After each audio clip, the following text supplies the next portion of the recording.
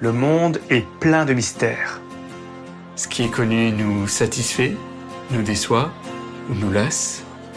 Ce qui est inconnu nous indiffère, nous effraie ou nous galvanise. Quoi qu'il en soit, on est attaché à notre zone de confort. Et si on décidait de voir la vie autrement? Dans Fragments d'essence, nous allons vers l'inconnu sous toutes ses formes. Nos principes, l'authenticité et la bienveillance. Nos objectifs, recréer du lien humain et partager les points de vue.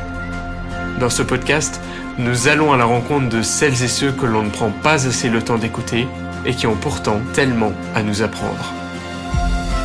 Ensemble, nous parcourons les villes et les villages pour recueillir les précieux fragments de nos existences, croiser les regards et partager la richesse du monde qui nous entoure.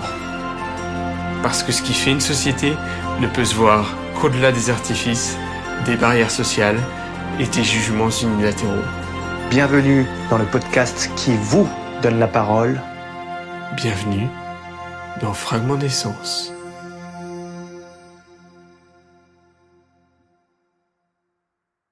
Salut la compagnie, c'est Alex et bonne année à toi qui m'écoutes. J'ai l'honneur aujourd'hui de marquer le début de cette nouvelle saison et pour cela, je te garantis que tu ne vas pas regretter l'attente. De nouvelles questions, de nouveaux formats, de nouvelles surprises s'invitent au micro de Fragments d'essence.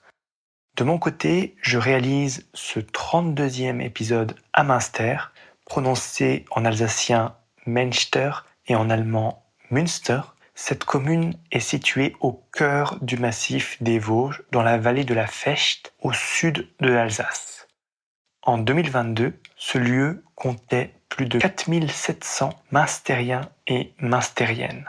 C'est vers l'an 660 que naît progressivement Münster autour du monastère fondé par des moines disciples du pape Saint Grégoire le Grand sous le règne du roi Childéric II.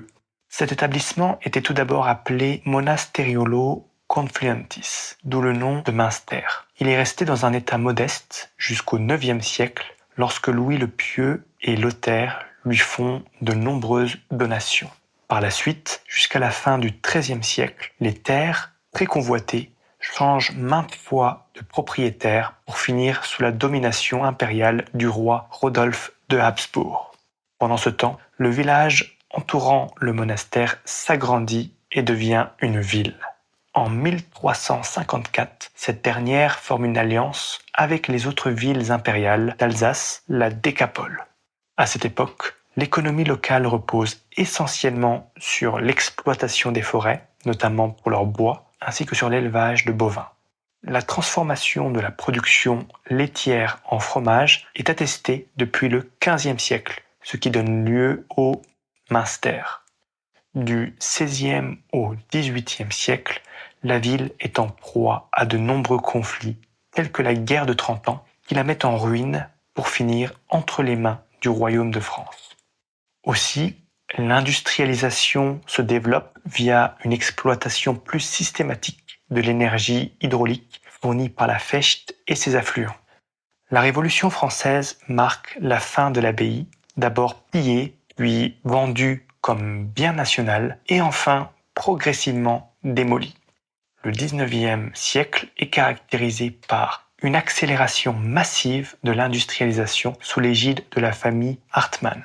Cette dernière dote en effet Münster d'une multitude d'infrastructures telles que les écoles, l'hôpital, l'église protestante et le théâtre, sans oublier le développement des transports avec la création notamment de la ligne ferroviaire Münster-Metzeral. Durant le XXe siècle, les guerres mondiales font des ravages. La première détruit plus de 85% de la ville. La deuxième entraîne l'occupation allemande et l'enrôlement de forces dans l'armée hitlérienne jusqu'à la libération de Münster le 5 février 1945. À la fin du XXe siècle, du fait de la concurrence avec le marché étranger, l'industrie textile est en grande difficulté et le chômage augmente. Malgré une réorientation de l'activité économique vers le tourisme, la ville devient en partie une ville dortoir. En tout cas, pour un dimanche matin, je suis déjà tout émerveillé par le paysage aux alentours. J'ai pu en effet contempler ma première mer de nuages. La ville m'a l'air aussi animée avec le marché et je crois que c'est le bon moment pour laisser l'émerveillement continuer. Place au fragment d'essence.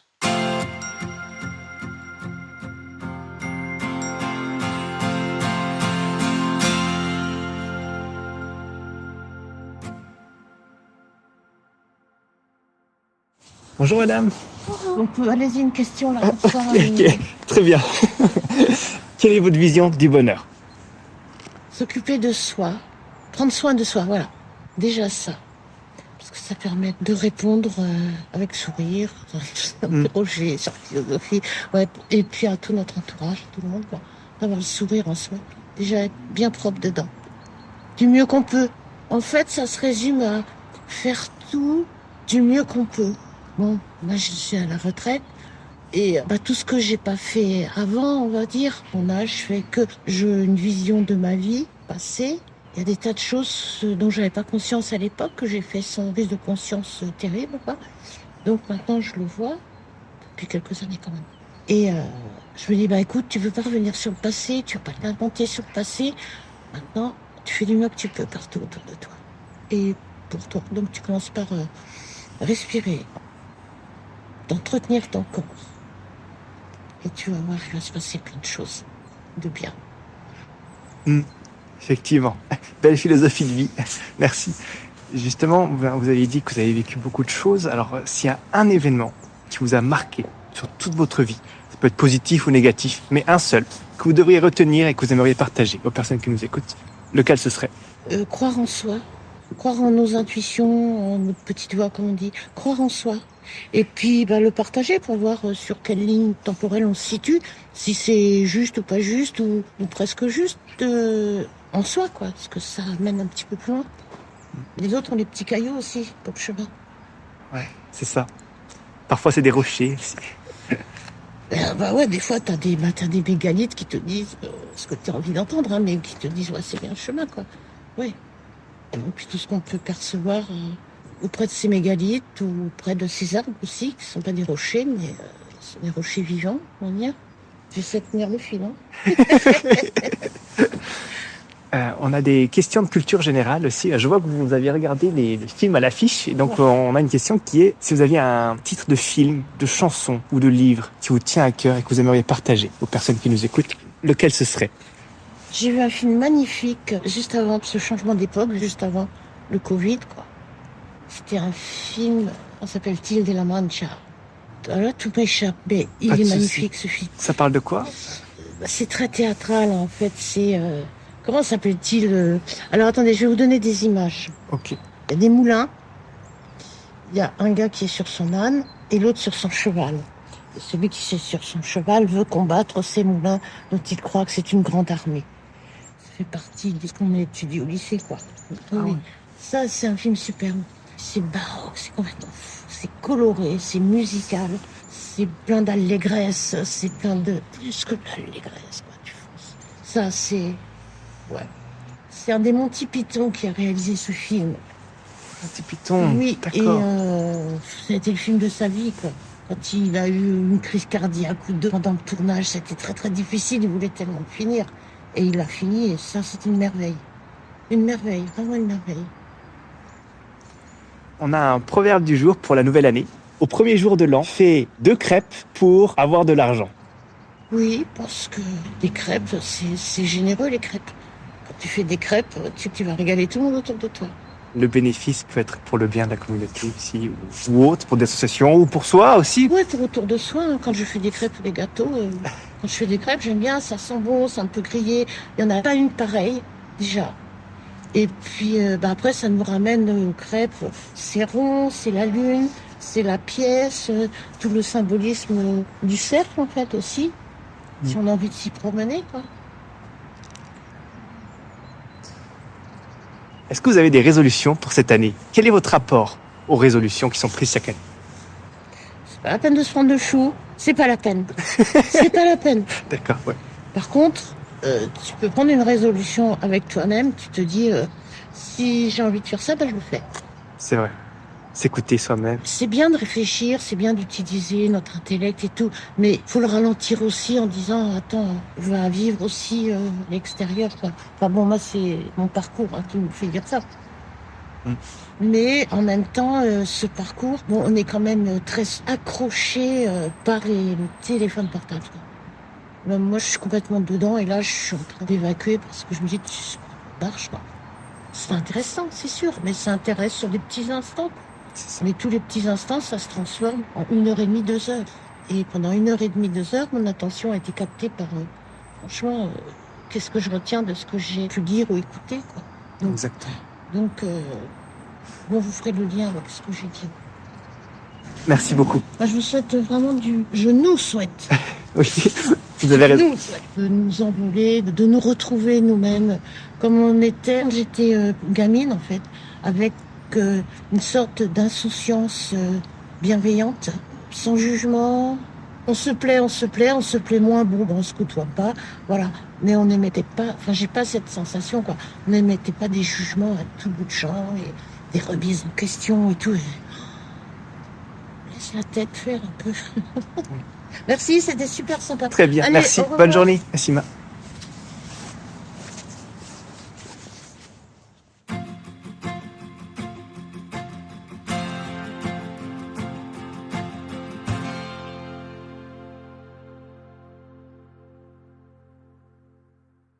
Bonjour, messieurs. Écoutez, je suis citoyen du monde, donc ça ne me dérange pas. À mon âge, on a déjà répondu à toutes les questions existentielles. Ah bah très bien. Alors, Super. Ah, c'est intéressant. il n'y a pas de problème. Allez-y. Ok. Pas trop longtemps quand même, parce que j'ai un peu froid. Ah oui, oui, je comprends, moi aussi. Allez-y. Ok. Est-ce qu'on peut connaître votre prénom dans un premier temps, s'il vous plaît? Oui, Jacques. Jacques, enchanté. Bienvenue dans Fragment d'essence. Alors aujourd'hui, on est dans le thème de la nouvelle année. Donc on est en 2025. Bonne année à vous, Jacques. Oui. Première question, quelles sont vos résolutions pour 2025? D'être toujours en forme physiquement et moralement. J'ai plus de 80 ans, hein, donc j'ai du bonheur. C'est avoir beaucoup de chance d'abord, à partir d'un certain âge, parce que je suis atteint aucune maladie grave. Donc ça, c'est une espérance, quoi. Et ensuite, ma foi, faut pas trop s'en faire, quoi, hein, pour les problèmes qu'on peut rencontrer dans la vie, quoi. Effectivement. Parce que les problèmes, quel que soit son état, on en a toujours, quoi. Donc, hélas. Hélas. S'il y a un événement qui vous a marqué sur toute votre vie et que vous aimeriez partager. Écoutez, en ce moment, il n'y a pas beaucoup d'événements qui donnent satisfaction. Je rêve toujours, quoi. Je suis un nostalgique. Alors donc, je me replie un petit peu sur le passé, sans trop quand même, parce qu'il faut s'adapter à... Il nous reste quand même quelques années, du moins j'espère, quoi. Mais je rêve à un monde meilleur toujours, même si je sais très bien que je ne vais pas le connaître, quoi. Oui, c'est un monde meilleur, un monde où les nationalismes disparaissent un petit peu, non pas les nations, mais les nationalismes, quoi. Hein. Je vous dis, je suis citoyen du monde, donc j'habite la même maison que tous les hommes de la Terre, quoi. Hein. Voilà, rien que ça, si les gens avaient peut-être un peu plus conscience de ça, ça irait un peu mieux, quoi. Je ne parle pas des hommes politiques, parce que ça, c'est des professionnels. Hein. Alors donc, je suis toujours amusé par la volonté de s'accrocher toujours, à, quel que soit l'âge, à des responsabilités. Je crois qu'il faut laisser des responsabilités aux jeunes, quoi. Hein, c'est à eux, l'avenir leur appartient. Hein. Or, la plupart du temps, on voit des vieux partout, quoi. J'aimerais voir plus de jeunes, quoi. On a un proverbe du jour aussi. Au premier jour de l'an, fais 2 crêpes pour avoir de l'argent. Est-ce que vous êtes d'accord avec ce proverbe? Qu'est-ce que ça vous évoque? Mais écoutez, moi, ça m'évoque une chose, c'est que ma mère, quand j'étais petit, elle envoyait une crêpe sur l'armoire en tenant une pièce dans la main, quoi. Et elle nous racontait 2 bobards, c'est qu'en tenant une pièce dans la main, le jour de la Chandeleur, on pouvait devenir riche, et puis la crêpe qui est au-dessus de l'armoire disparaissait, quoi. Quelqu'un venait la prendre, tout ça. Et longtemps, on a été marqué par ça, quoi. Ah ouais. Donc, oui, c'est ça m'amuse un petit peu, quoi. Effectivement. Ça m'amuse un petit peu parce que les anciens, finalement, rêvaient aussi, quoi. on rêve tous, quoi. Mais moi, ce à quoi je rêve, c'est que chacun puisse avoir les idées qu'il veut, la religion qu'il veut. Tout souvent, je me fais arrêter, enfin, je me fais arrêter, pas arrêter, mais par des membres de sectes, etc. Hein. Et je leur dis, mais ce que vous me dites, je crois, mais pourquoi vous voulez m'imposer une église ou quelque chose, quoi? Chacun a le droit de penser, de faire ce qu'il veut, quoi. À condition de pas s'imposer à l'autre, c'est tout, quoi.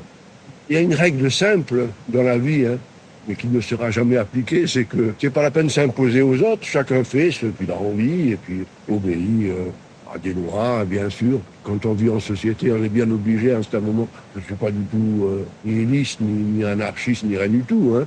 Mais je voudrais simplement qu'on me laisse penser tranquillement ce que j'ai envie de penser, quoi. Et dire ce que j'ai envie de dire, quoi. Voilà. S'il y a un projet que vous aimeriez porter au monde, si vous en aviez les moyens? Si j'en avais les moyens, je créerais des institutions mondiales indépendantes des pays, bien sûr, et qui puissent avoir autorité sur des questions essentielles, hein, la faim dans le monde, la misère, etc. Je ne parle pas des petits trucs, voilà. Et puis la deuxième chose que j'espère aussi, un jour, c'est qu'on donne un peu plus la parole au peuple. Alors là, ça ne veut pas dire que le peuple a toujours raison, hein, pas du tout, hein, mais au moins, il en est responsable. Il faut responsabiliser les gens. Je pensais à quelque chose tout à l'heure. Les chiens, par exemple. Là, il y a l'obligation d'avoir les chiens en laisse, mais de ce côté, il n'y a rien, quoi.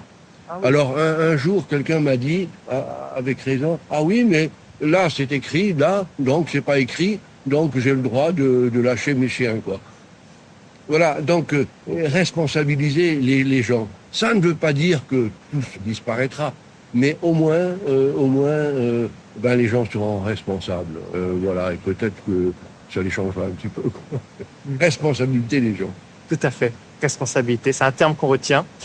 Est-ce que vous auriez un titre de film, de chanson ou de livre qui vous tient à cœur et que vous aimeriez partager aux personnes qui nous écoutent? Bon, alors, moi, je suis un fanat des langues. Je suis espérantiste aussi. D'accord. En plus de ça, quoi. Hein.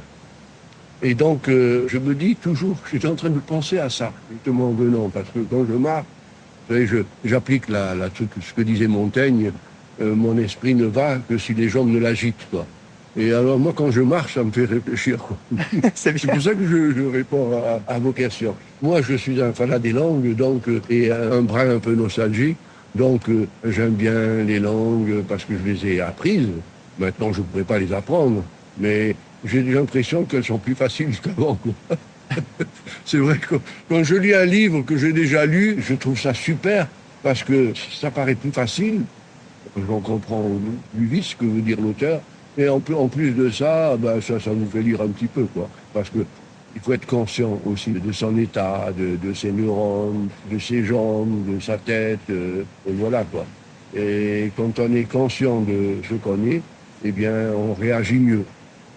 Est-ce que vous avez une figure d'inspiration aussi dans la vie? Quelqu'un qui vous inspire, c'est peut-être quelqu'un connu ou pas connu? Oui, ce qui m'inspire, c'est plutôt les gens comme Camus, qui ont su ne pas verser dans la violence. Et il a eu une attitude très courageuse pendant la guerre d'Algérie, hein, et c'est pour ça qu'il s'est attiré les foudres de tout le monde, quoi. Et du FLN d'un côté, des gens qui ont mené la révolution en Algérie, et puis des intellectuels français, des philosophes, hein, parce c'était un homme qui était pour la justice, pour la paix, tout ça, mais il n'était pas pour la violence, quoi. Ouais. Alors, comment être contre la violence et être pour la paix, pour etc. Question fondamentale. C'est une grande question, effectivement. C'est une grande question. Hein, et voilà, moi, je saurais comment faire, bien sûr. Mais voilà, il faudrait que les gens se posent plus souvent cette question, comment être pour ces grandes questions. Hein. Mais je regrette beaucoup que dans le monde dans lequel nous vivons, il y a des gens qui crèvent de faim. Tant qu'il y a des gens qui crèveront de faim, on ne pourra pas manger tranquillement, quoi. Et c'est pour ça que je suis pas du tout religieux ni rien du tout. J'ai rien contre la religion, pas du tout. Hein. Mais je me dis qu'il y a trop d'injustice pour qu'il y ait une justice divine ou pas divine, peu importe, quoi. Enfin, quelque chose de transcendant, quoi. Transcendance, quoi. Oui. Mais savez, la transcendance, si vous lisez, parce que vous êtes un peu philosophe, certainement, si vous lisez Nietzsche, par exemple, il a toujours un problème avec la transcendance, parce qu'il dit que ça n'existe pas, mais finalement, il en crée une, quoi, hein, une transcendance. Je crois que la transcendance, et ça s'impose. Hein. Luc Ferry a essayé de résoudre ce problème-là, hein, mais il n'est pas trop arrivé non plus, hein, parce qu'il prend position. Difficile tout ça. Hein. Mais je pense que si chacun réfléchit, notre sort, c'est d'être devant les difficultés. Hein. Sinon, il n'y aurait pas de philosophie, il n'y aurait rien du tout. On ne penserait pas, quoi. Justement, il y a un événement qui a été créé récemment, qui a été lancé par des associations, qui s'appelle le Dry January. Donc, en fait, le janvier où les gens s'accordent une pause dans la consommation d'alcool. Qu'est-ce que vous pensez de ça? Est-ce que vous êtes d'accord? Est-ce qu'il faudrait continuer? Mais c'est pas que je suis d'accord, mais je trouve que c'est bien. En plus, ça va dans le bon sens. Donc, quand je lis, il m'arrive des fois comment on les appelle, là, celui qui se baladait dans la rue tout à poil, hein, entraînant quelque chose, ou alors il faisait l'amour avec sa femme devant tout le monde. On les appelle, je ne sais plus comment on les appelait, quoi. Je trouve que c'est, bon, bien sûr que c'est heurter, c'est provoquer des gens, mais d'un autre côté, je trouve que chacun pourrait faire ce qu'il a envie, quoi. Mais en évitant la provocation quand même, quoi, hein, parce que il y a des hommes politiques, des fois, qui lancent des phrases comme ça, ils vous disent, non, je vous jure que c'est pas vrai, mais si, c'est la provocation aussi, quoi. C'est pour ça que concernant l'histoire des gens qui ont été massacrés par des terroristes parce qu'ils ont fait des images de Dieu, etc. Bien sûr que nous, on est en démocratie, mais il faut discuter avec les autres. Eux, ils ne le sont pas. Ils n'ont pas la même notion que nous de la démocratie, donc il ne faut pas les emmerder, quoi. Hein. Ouais. Il y a des gens qui instrumentalisent certaines images pour rendre les fanatiques encore plus enragés qu'ils ne le sont. Exactement, c'est ça. Et les fanatiques, ce sont des gens qui ont très peu de culture, qui ont très peu de réflexion personnelle, etc. Donc, regardez même les régimes les plus répressifs, vous avez toujours des terroristes, vous avez toujours des gens qui perdent la tête, toujours de... Bon, je pense pas que la répression soit une bonne chose. Hein. Il y a des minorités. Alors, le problème des minorités, c'est un grand problème. Que faire des minorités? Il y a un cas, hein, que faire des minorités? Parce que la minorité, ils ont des opinions, la vérité est nulle part, hein, il n'y a que des opinions. Je ne sais plus qu'est-ce qu'a dit ça, quoi. Mais c'est vrai, quoi. Donc, les minorités, il faut les gérer, il faut leur faire comprendre certaines choses, et puis surtout, leur faire comprendre qu'il ne faut pas s'attaquer aux autres, quoi. C'est tout, quoi. Autrement, minoritaire, dès que vous avez une idée qui n'est pas partagée un peu, qui n'est pas à la mode, vous êtes minoritaire. Les espérantistes, par exemple, ont été toujours minoritaires, on nous dit, qu'est-ce que... Il y a de l'anglais, quoi. Mais évidemment, il y a l'anglais, mais ça n'empêche que l'espéranto a des valeurs que n'a pas l'anglais, et puis c'est tout. Si tous les peuples se respectaient mutuellement, est-ce que ce serait justement la solution? D'abord, ça, c'est pas possible. Et c'est le grand problème de la démocratie d'ailleurs, c'est le respect, etc. Il n'y a qu'à voir les poubelles qui sont dégueulasses un peu partout, etc. Ça, pour avoir été dans les pays à dictature, ça n'existe pas. J'ai eu l'occasion de connaître les dictatures arabes notamment, quoi. En Syrie, je me rappelle, on avait oublié un appareil photographique sur la place, on est venu 2 heures après, l'appareil, alors qu'il y avait du monde comme ça n'existe pas chez nous, quoi. J'ai vu un flic aussi à Casablanca dire à un jeune de 18 ans de venir, le jeune s'est mis au garde à vous devant le flic, ça n'existe pas chez nous aussi, en démocratie, quoi. Je pense que c'est la grande faiblesse de la démocratie. Mais il faut le résoudre avec l'accord de tout le monde, quoi. Avec l'accord de tout le monde. Ça ne veut pas dire avec la vérité, parce que je ne pense pas qu'il y ait la vérité quelque part, quoi. Mais à défaut d'une vérité, il y a une opinion majoritaire, quoi. Et il faut s'en tenir là. À moins que, de ces quatre, quelqu'un qui nous apprenne qu'il y a autre chose, quoi. Peut-être une religion ou quoi, mais jusqu'à présent, il y a des religions qui convainquent cette personne. Mais moi, je ne vois pas très bien. Quand j'ai eu l'occasion de discuter avec des musulmans, des juifs, ils me disent tous la même chose, quoi. sont pour la paix, pour l'égalité, pour la suppression de la misère. Alors c'est pas la peine de pleurer devant le mur des lamentations ou autre chose, ou aller tuer des gens, quoi. Voilà toutes ces questions. Si on se les pose, ces questions, on supporte mieux, hein, on comprend mieux les choses.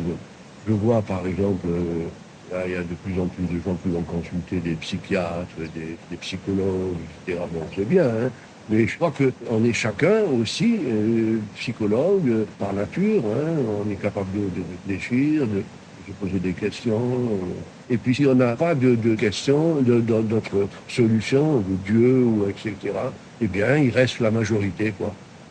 La majorité, il faut se plier à la majorité si on veut vivre dans une société. Sinon, il faut aller dans la montagne et puis vivre seul. Et puis, par exemple, pour la guerre d'Ukraine, je dis plus rien du tout, parce que comme je dis que les Russes ont tort, évidemment, mais que nous, on a envahi des pays aussi, quoi. Donc, on est tous un peu des Poutines, quoi. Ouais. Alors, de suite, on vous dit, ah, mais tu es pour Poutine. Je ne suis pas pour personne, hein. Je dis simplement que on a une histoire, il faut pas l'oublier, quoi. On a aussi torturé, on a aussi commis des crimes atroces. Je viens d'une colonie, hein, donc je sais ce que c'est, hein, parce que vous l'avez vu de mes propres yeux. Alors qu'on ne vienne pas nous dire maintenant que les Russes, ce sont des violents, et ils n'ont pas le droit de le faire. Mais nous, on l'a fait, les Américains le font tous les jours, quoi. Ils ont eu Guantanamo, les Russes ont eu les goulags, les Américains, ils ont eu Guantanamo, et puis c'est tout. Et puis nous, on avait aussi des... voilà, quoi. Vous avez dit que vous étiez dans les colonies, est-ce que c'était en tant que soldat ou... Non, non, parce que je suis pied noir, quoi. Okay. C'est pour ça que je vois toujours l'immigration d'une façon un peu tolérante, etc. Parce que je sais ce que c'est l'immigration, hein, parce que nous aussi on est en quelque sorte des immigrés puisqu'on a quitté notre pays, hein, etc. Donc je sais très bien comment ça se passait là-bas et comme ça. Mais je veux dire qu'il faut le reconnaître, quoi. La colonisation, le colonialisme a existé à une époque. Et, bon, comme ça on ne fait pas l'histoire. Mais il faut admettre certaines choses, quoi. Hein, c'est tout, quoi. Voilà. Et je pense que les relations entre la France et ses anciennes colonies est mauvaise parce qu'on ne sait pas reconnaître quelque chose. Les Algériens, il suffit que vous leur dites. Moi, j'ai été en Algérie et je vous assure que les Français sont très bien reçus en Algérie. Et moi, quand j'ai été en Algérie, vous savez ce qu'on m'a dit ? On m'a dit, vous êtes chez vous ici. Donc, c'est très fort. Et c'est un peu les hommes politiques qui brouillent un peu tout ça, quoi.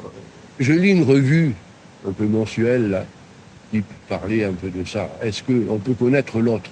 Ça, c'est une très bonne question. Ouais.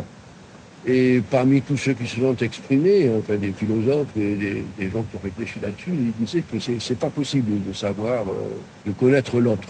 On croit connaître, mais finalement, déjà on a du mal à se connaître soi-même. Exactement. Si on se connaît pas soi-même, comment on peut connaître l'autre déjà ? Donc il faudrait d'abord se connaître soi-même, se regarder, et c'est pas toujours facile. Ou alors les autres, ça pose la vie de couple aussi, quoi. Tout à fait. Merci beaucoup pour ce partage. Au revoir. Bonne journée, au revoir. Bonne année. Également. Merci.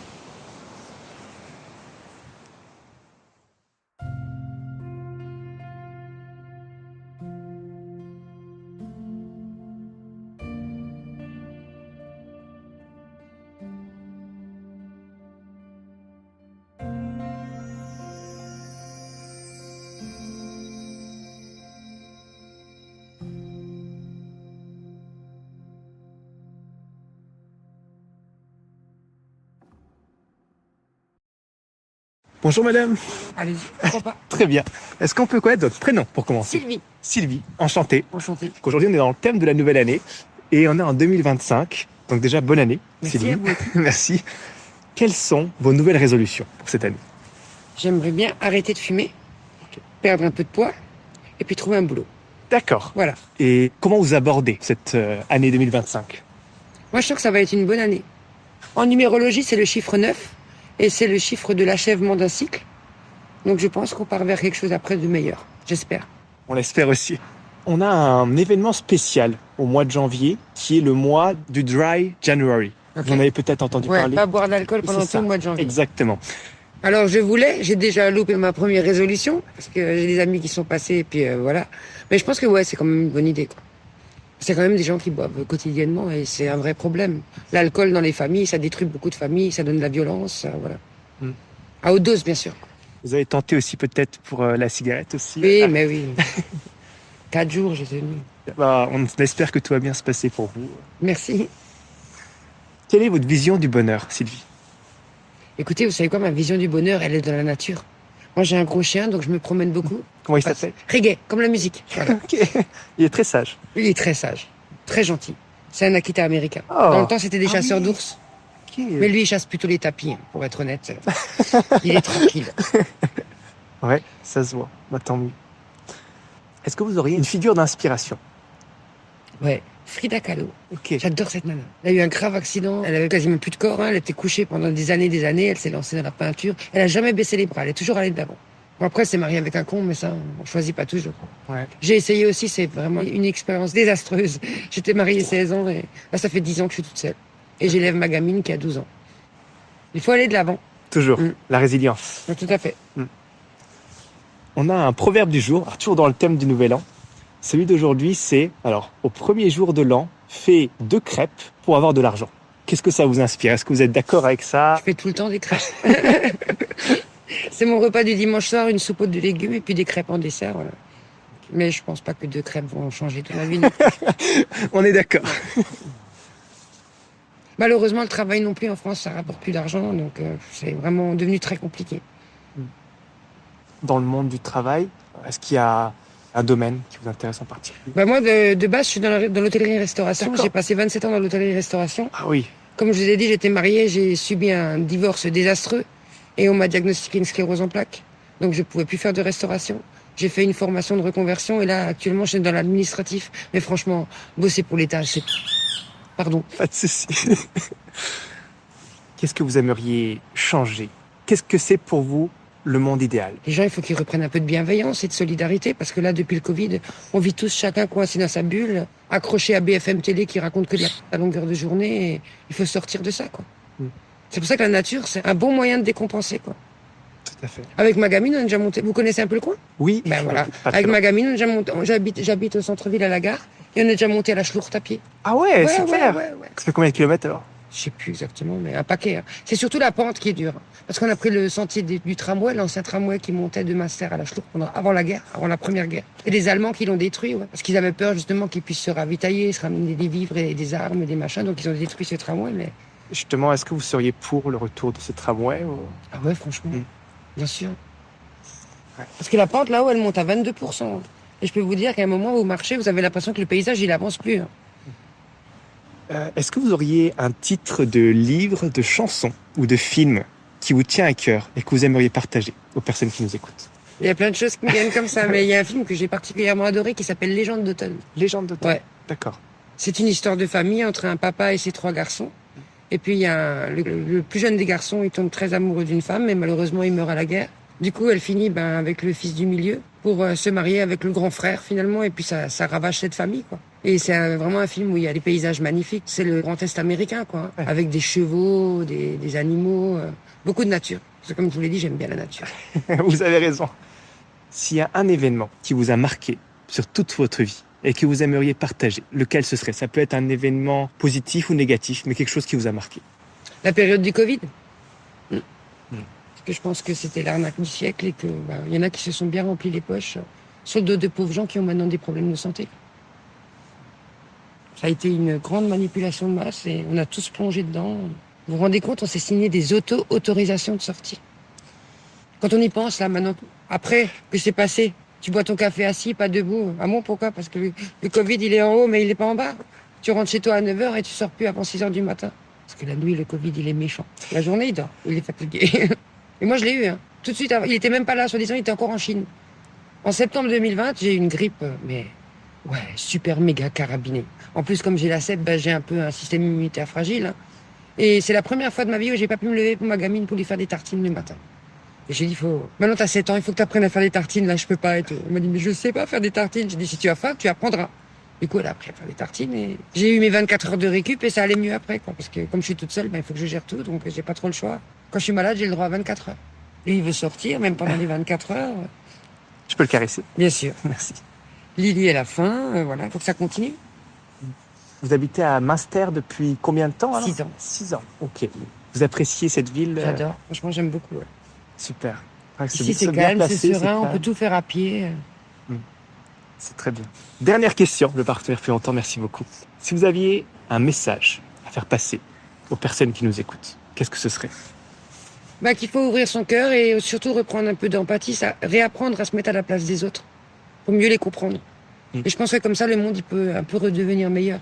Parce que même si toutes nos élites, tout ça, ils sont pourris, nous, on peut faire quelque chose et on peut changer les choses. Parce que nous, on est des milliards et eux, ils sont que quelques milliers. Exactement. Ouais. Et chacune d'entre nous a des idées qui peuvent faire changer l'ordre. Ah, tout à fait, ouais, tout à fait. Pour ça, il faut de nouveau savoir ouvrir son cœur et puis regarder ce qui se passe autour de soi. Puis lâcher un peu les téléphones aussi, là. C'est vrai. Mais justement, l'intelligence artificielle, c'est un sujet qui revient. Tout à fait. Ouais.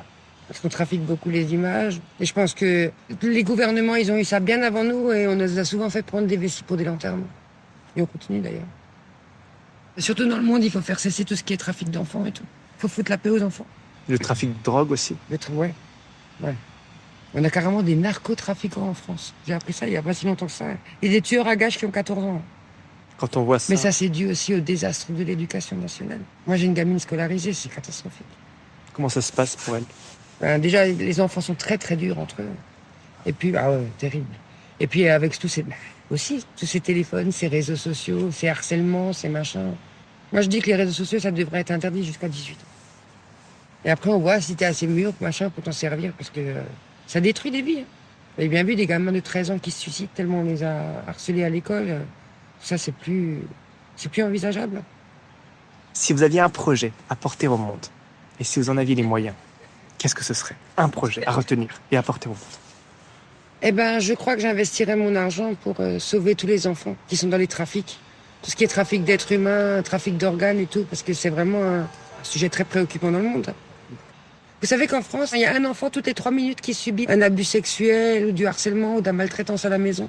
Et mes sources sont vérifiables, vous allez sur le site du 119, c'est marqué. Hein. Et qu'il y a 3 enfants par classe qui sont atteints d'abus sexuels, que ce soit de l'inceste ou par des étrangers ou machin. C'est quoi ce monde? Il faut revoir l'éducation de fond en comble. De fond en comble.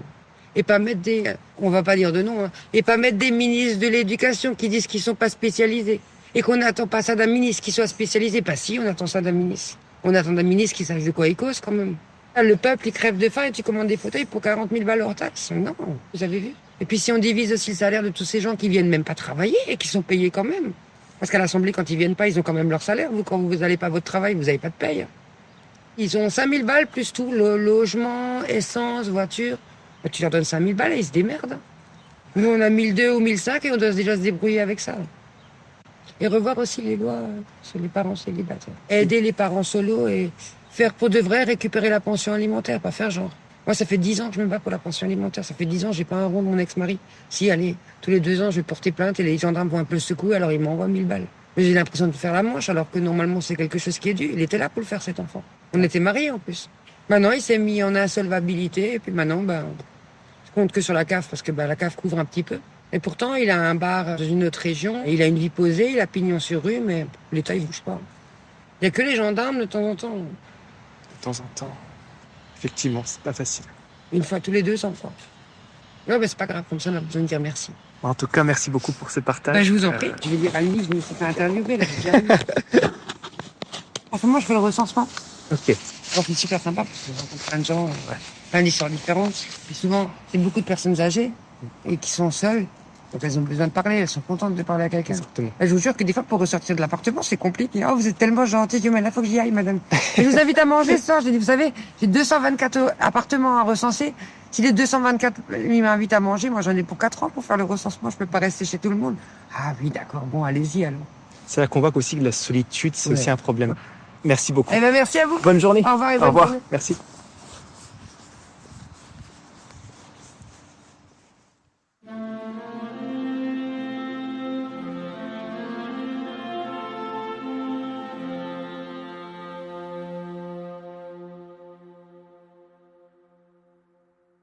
Et c'est ainsi que s'achève le 32e épisode et premier épisode de la 2e saison de Fragments d'essence à Münster. Bien entendu, je tiens à remercier tout particulièrement Jacques, Nassima et Sylvie pour le partage de leurs uniques fragments de vie, sans oublier toutes les autres personnes dont j'ai pu faire la rencontre. La situation des pieds noirs, la parentalité, l'éducation et l'apaisement sont autant de sujets qui ont enrichi cette journée. Il est temps maintenant de décrypter notre proverbe du jour. Au premier jour de l'an, fais 2 crêpes pour avoir de l'argent. Il s'agit bien là d'une invitation, pour ne pas dire un ordre, à travailler dès le premier jour de l'année afin d'obtenir un gain financier, faire des économies et gérer ses comptes plus facilement. Mais pas seulement. Et oui, c'est une formule superstitieuse également qui conseille réellement de faire cuire 2 crêpes le premier jour de l'année pour garantir des rentrées d'argent suffisantes le reste du temps. Alors, je ne sais pas si 2 crêpes m'apporteront assez d'argent, mais je sais qu'elles apporteront à mon estomac, ou du moins, assez de soulagement. Sur ce, je vais te laisser avec ou sans crêpes et je te donne rendez-vous la semaine prochaine pour un nouvel épisode. Je serai de retour cette fois-ci à Kaisersberg avec comme proverbe du jour « L'amour est aveugle et le mariage lui rend la vue ». Prends bien soin de toi surtout et à bientôt.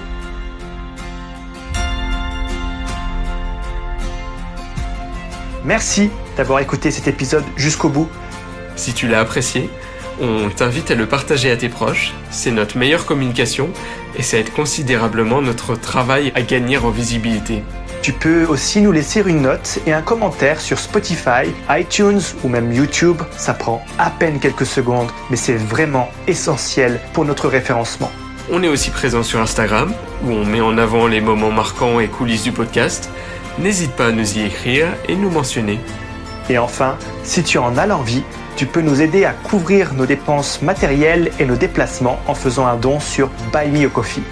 Tous les liens sont en description du podcast. À la semaine prochaine pour un nouvel épisode. Et n'oublie pas toi aussi et dès aujourd'hui de rassembler les précieux fragments de nos existences.